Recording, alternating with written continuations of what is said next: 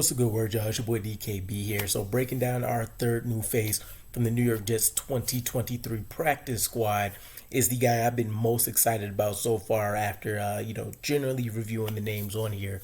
Jason Poe from Mercer seems like a guy that maybe could be a Nick Herbig type replacement for those that really enjoyed having him here. And, right now he seems like he's going out there and proving to be a valuable starter for the Steelers. So I'm super excited, especially after diving in, seeing what the skill set was.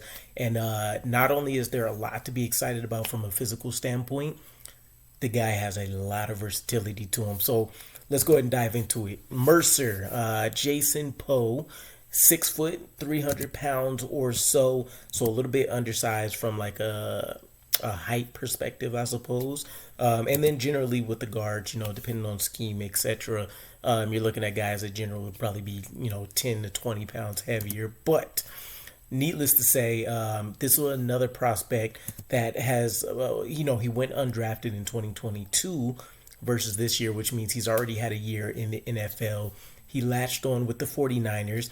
They actually have some exciting things to say about him as well, which we'll dive into here shortly. But former team captain for Mercer, so obviously has that, Joe Douglas personality trait that you're looking for. Former background in track and weightlifting, ironically enough, was a 0-star recruit. So, kind of lends itself into that UDFA path, I suppose. And then this is a guy that's kind of had to transfer a lot, right?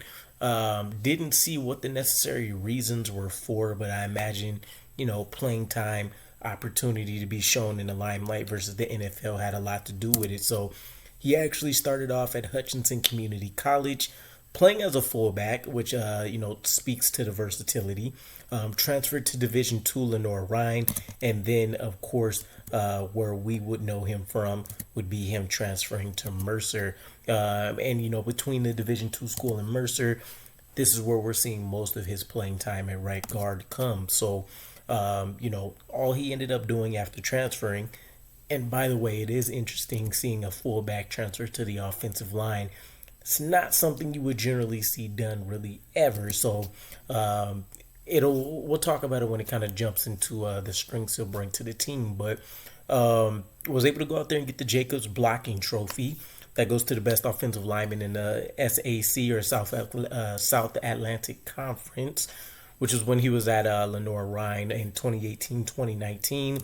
Has about 37 total starts at right guard. So you love the experience there, even though he's capable of being able to do some different things from a position aspect. He's really been able to kind of hone in on his guard technique. So not necessarily a jack of all trades, but he's just one of those physical marvels that can kind of do a lot more than you would typically expect from a player, especially at his position. Participated in the College Gridiron Showcase. And then from our standpoint, he's perfectly placed for a wide zone scheme. Even at Mercer, primarily was asked to down block and pull, in the run game. So everything that we would want to see is definitely the things that his tape flashes pretty consistently.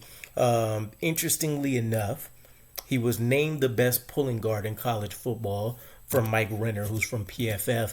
And then going back to the 49ers, their offensive line coach / run game coordinator, Chris Forster, called him maybe the second strongest guy on the team, just behind Trent Williams. And, his quote kind of goes on to say that the only thing getting in his way is his ability to utilize leverage, which should be a strong point for him considering he's a little bit undersized, which means he should win the pad battle pretty consistently. But nonetheless, it was interesting actually diving into this guy's scouting reports and stuff and checking out the tape, because as a fullback, you're going to get different commentary than you would with him playing right guard.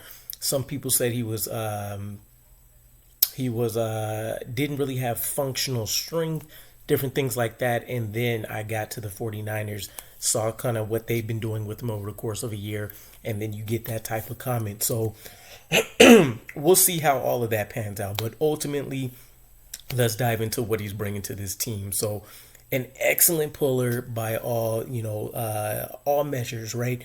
Obviously, even though a lot of people don't love PFF, generally any well-respected enough publication isn't going to just attach, a title like that to anybody. So it shows he gets to the areas he needs to get to extremely quick as a pulling guard.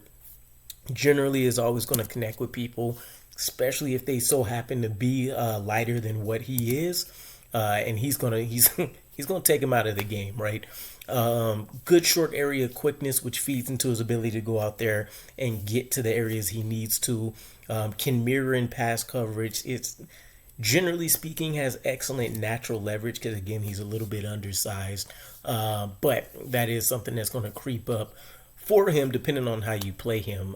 Going back to the 49ers O-line coach comments, he did mention that part of his versatility, right, has the fullback background, has the athleticism to go out there and maybe be a tight end, a passing option on the offensive line as an additional, lineman member.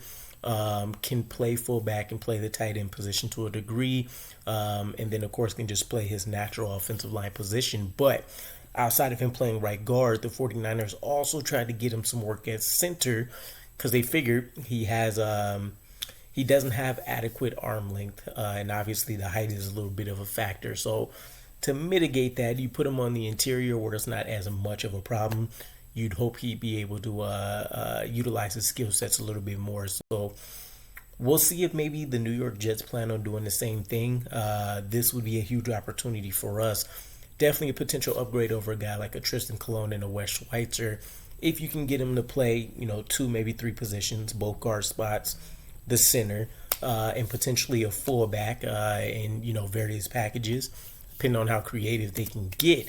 But that was meant to kind of hide some of the leverage issues that you will see. But outside of that, good grip strength, very twitchy and explosive, strong ability to seal the edge. It's one of the things I was most excited about when I did see some of the tape is that he understands playing in a West Coast Y zone scheme. This guy not only... most people think it's a 1 versus 1 type situation, right? I have my edge player lining up against the tackle. I expect our tackle to win, etc., etc. When you have these different schemes, ours specifically, it's not about the man versus man battles. It's about opening up lanes. And so when he's able to go out there and seal things, we've seen the running backs be able to take huge advantage of different situations like that, right? Pairing him up, taking a look at what this offensive line could look like with him. You have some of these physical freaks on the line, Mekhi Becton's, etc. AVT being able to help you out. And so you get really, really excited. You get a guy like this on the line with a guy like Joe Tippmann, who's also elite at being able to pull. AVT, who's shown that he's elite in his own right doing things, and you can see probably one of the best interior lines if all things work out.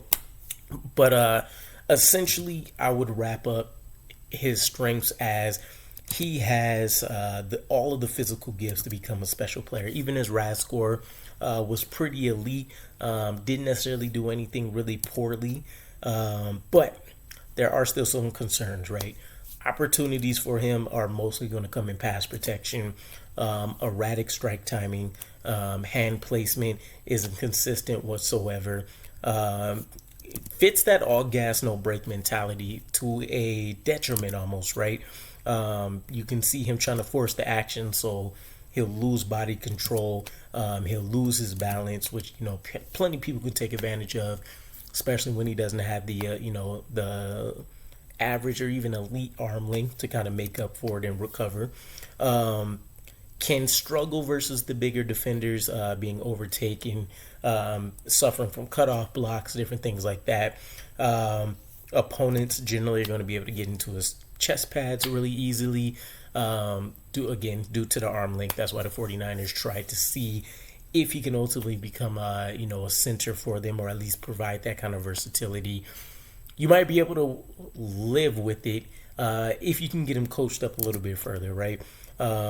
He does tend to lose a lot of battles, and again, from a pass protection standpoint, two defenders that don't necessarily wow you in any way, just any guy on the defensive line type situation is beating him out. So from a run game standpoint, you get really excited about what he can do. From a pass protection standpoint, he's immediately probably going to be your weakest guy on the offensive line. Bends at the waist versus the knees, which is probably the majority of his pass protection issues, outside of when he's kind of lunging and losing that body control.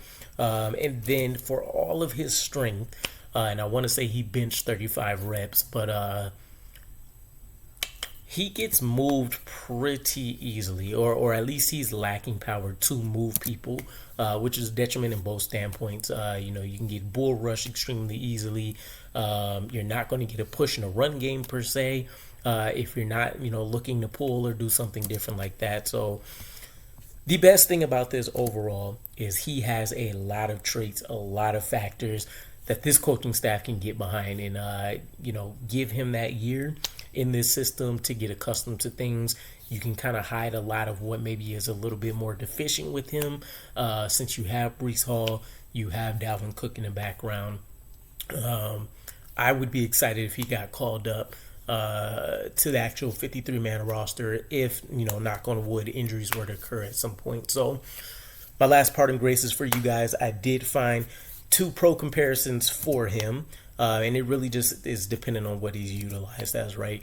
If you want to, again, get creative and put him in that fullback role, Patrick Ricard is a guy that I've seen him mentioned too. And just as a general offensive lineman, from a physical standpoint, still has some weight to him, shorter arm measurements, but has had some success. The Patriots, Shaq Mason, is a guy you can look to what Jason Poe can maybe become if he can start piecing some things together. So let me know what you guys think. To me, this is definitely that diamond in the rough from the undrafted free agent class so far. We'll see if anybody else gives me the same feeling, but let me know what you think, and I'll catch you guys again. Peace.